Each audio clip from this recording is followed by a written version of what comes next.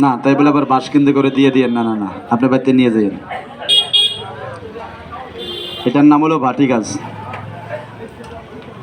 যেখানে আছে মাটি সেখানে জন্ম নেয় ভাটি।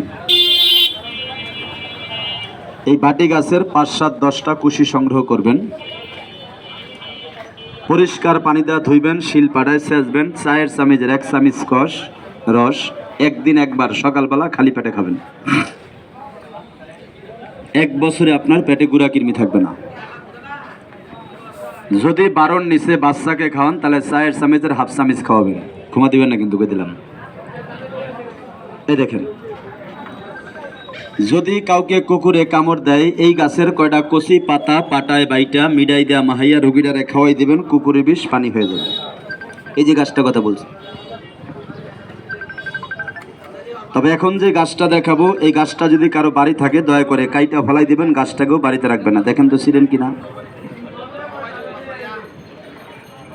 কোন গাছটা বাড়ির ভিতরে থাকলে বাড়ির গরু অফাট পারে, বাচ্চা মোচর পারে, মহিলাদের কোমর ব্যথা যায় না। যারা সকালে একটা রাত্রে একটা ব্যথার বড়ি খান তারা যে গাছটা খাবেন। এই দেখেন গাছটা চিনছেন না মুরব্বী? দমকলস। এই যে না না, এই যে এটা কথা কইছিলাম, এই যেটা এই দমকলসের শাকটা পাড়ের শাকের মতন ভাইজা ফ্যামিলির সবাই মিলা খেতে পারেন, শরীরে ব্যথা থাকবে না।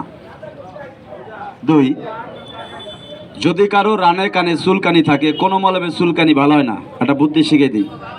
এর 1 মুঠ পাতা নেবেন, একটা বাটির ভিতরে সামান্য পানি দিয়ে কষতাবেন, যে রসটা হবে খালি রসটা লাগাই দিবেন। তবে সাবধান, এটার রস লাগানোর আগে দেখবেন ডাইনে বামে সামনে পিছে পুষ্কুনি আছে কিনা, অর্থাৎ পানিতে নামন যাবো কিনা।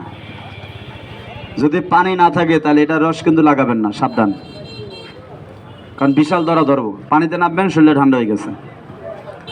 পারলে খাবেন বা ব্যবহার করবেন। এবার এই গাছটা দেখেন, উপস্থিত যদি কারো দাঁতে ব্যথা থাকে যে ফুলটা ব্যবহার করবেন। নাম কেউ বলে হলুদ ফুল, কেউ বলে মরিচ ফুল, কেউ বলে নাক ফুল, কেউ বলে কানের দুল। যারা দাঁতের ব্যথায় সারা জীবন করছেন ভুল, ফুলটাকে ভেবে টান্দা ছিঁড়বেন, আঙ্গুলে মাথায় নিয়ে ডলা দিবেন, দেখবেন গুঁড়া হয়ে গেছে। দাঁতের গোড়ায় যেখানে ব্যথা আছে এখন লাগিয়ে দেন, টাইম মাত্র 3 মিনিট, দাঁতে ব্যথা নাই। কথা ঠিক আছে? যদি কারো মুখে ঘাও থাকে, এই যে কত সিবিট টিবিট খাইছেন, ঘাও ভালো হয় না, 1 টাকার বড়িও লাগবে না, এর 4-5টা ফুল নেবেন। রাত্রে খাওয়া দাওয়া শেষ করে যখন ঘুমাতে যাবেন ফুলটারে মুখে দিয়ে চাবাবেন, চাবাইয়া কুলকুলা করে ফালাই দেবেন, এরপর আর পানি খাবেন, আপনি ঘুমাই থাকবেন। সকালবেলা ঘুম থেকে উঠে দেখবেন মুখে একটা ঘাও নাই, ঘাওটা একদম শুকিয়ে গেছে গা। এবার এই গাছটা দেখেন, একটু দেখাই দিই, লক্ষ্য রাখেন। এই গাছটার নাম হলো চিনিগুড়া। আপনারা কি বলেন? যে পাতা মুখে দিয়ে চাবালে চিনি মতন মিষ্টি লাগে, কি গাছ বলেন? চিনিগুড়া। এটা ডায়াবেটিসের 1 নম্বর ওষুধ। পাতাটাকে সংগ্রহ করে রোদ্রে শুকাবেন, পাউডার করবেন, চায়ের চামচের 1 চামচ করে পাউডার আপনার নিয়মিত সকাল বিকাল 2 টাইম খান। ডায়াবেটিসের জন্য আপনার ইনসুলিন দিতে হবে না, প্লাস বড়ি খেতে হবে না। এবার এই গাছটা দেখেন, যাদের পায়খানার রাস্তায় বাম মাছের ঠোঁটের মতন ঠোঁট বের হয়, যেটাকে আপনারা গেজা বলে থাকেন, চিন্তা ভাবনা করছেন অপারেশন করবেন, তাই তো? আচ্ছা, অপারেশন করতে যে টাকা লাগবে তার 100 ভাগের 1 ভাগ টাকা ভালো হয়ে গেলে আমার দিয়ে দিয়েন। আর কথা খারাপ কইছি? আগে দেওয়ান লাগবে না, ভালো হওয়ার পরে দিয়েন। আমার পাওয়ান লাগবে না, আমি কই দিতেছি। আচ্ছা, এই গাছটাকে আপনারা কি গাছ বলেন? আপন পাতা। এই গাছটা বাংলা দেখবেন সাদা দুধের মতন কষ বের হয়, বেরোয় না? এর 3টা ফোঁটা কষ খালি গেজার চতুর্পাশে ঘুরে লাগাই দেবেন, 2 থেকে 3টা দিন, গেজা খয়ে ভরে যাব।